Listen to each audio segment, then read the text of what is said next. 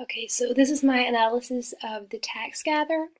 And The Tax Gatherer is a short story written by Neil M. Gunn, and it's about a young tax gatherer who has a tax case involving a hopeless poor woman with five small children who has to pay a dog license.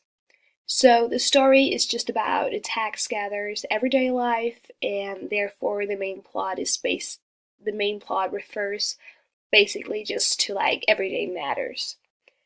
Um, Yeah, and I will start out with a character analysis of the tax gatherer, who's the protagonist of the story. And he's a decent and kind, no, sorry, he's a decent and kind man who doesn't want the poor woman, who's called Mrs. Williamson, into trouble. And especially this quotation shows this, because he says, we don't want to get you into trouble. And actually, a few lines later, he repeats this sentence by saying, we don't want you to get into trouble. So this repetition definitely shows that he's a decent and kind man who doesn't want people into trouble. He's full of humanity, and he really tries to clarify the seriousness of the circumstances of the case in the most polite and comfortable way as possible. And especially this quotation shows that he clarifies the seriousness of the case by saying, we don't want to take you to court. So he clarifies that there is a possibility that she can go to court. But by saying that I thought I'd drop in and warn you, he does it like in a very polite way. So he's also very polite. And he thinks about other people. And even though that he doesn't want to be, he is very concerned and worried about Mrs. Williamson. And it actually really irritates him that he has all this concern about her.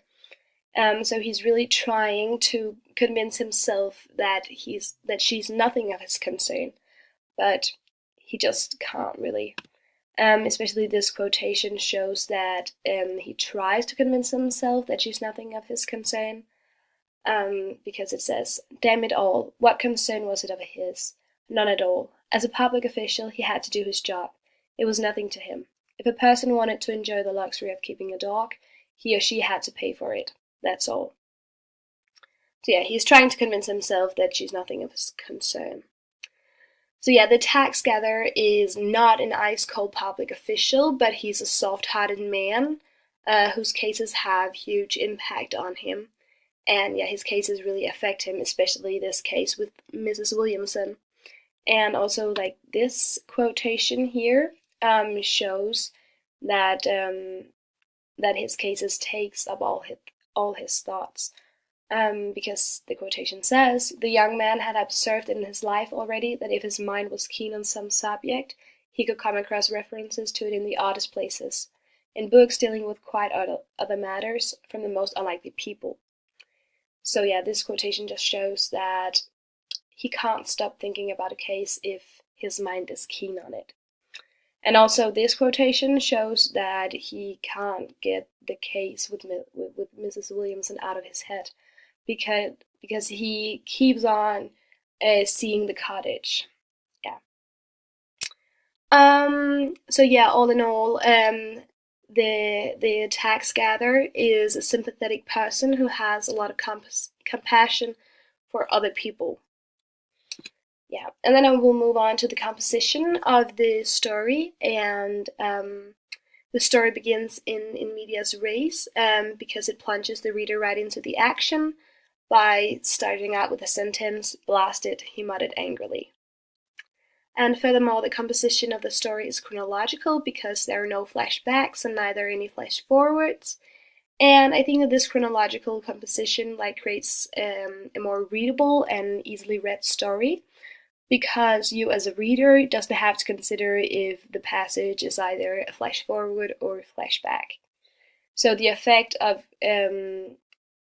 making the composition chronological is that the text gets easier to read.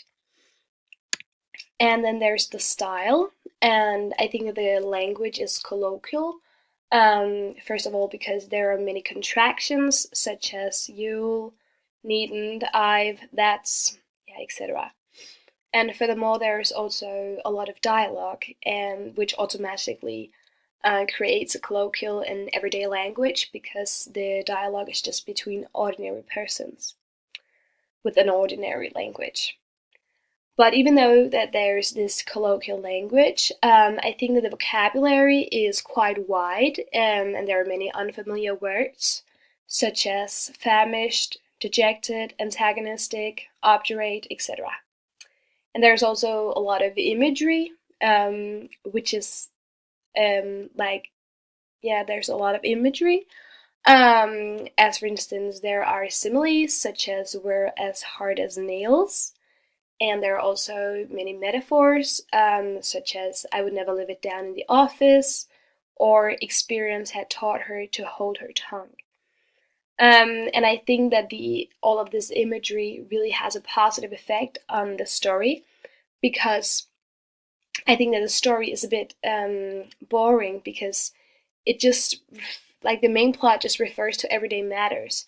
But because of that, the language is full of imagery.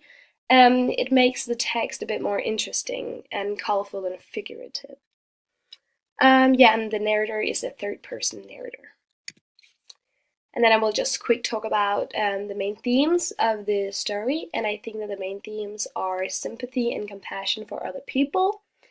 And yeah, the themes lead to the message of the story, which I think is to encourage the reader to have more compassion for his or her fellow human beings, and to help people in distress.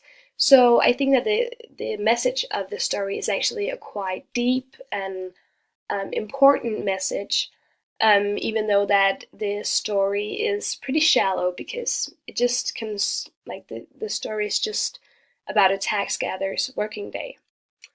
So yeah, and last but not least, I just have a short conclusion where I will just sum up what all these elements that I have talked about create to the story. And I think that, like, because of the colloquial language, because of there's a lot of dialogue, and because of that, the main plot is like the main plot is it just refers to everyday matters. It's just like the main plot is just a working day of a tax gatherer. And because of that, the protagonist is just an ordinary human, sympathetic person who has compassion for other people. It add, like, all these elements kind of make the story a bit boring. So I think actually that the text is a bit boring. There's not a lot of tension in it. Um, yeah, and I think that it's all of these elements that I just sum up that creates this a bit boring, that, like, the text gets a bit boring. So yeah, that was it.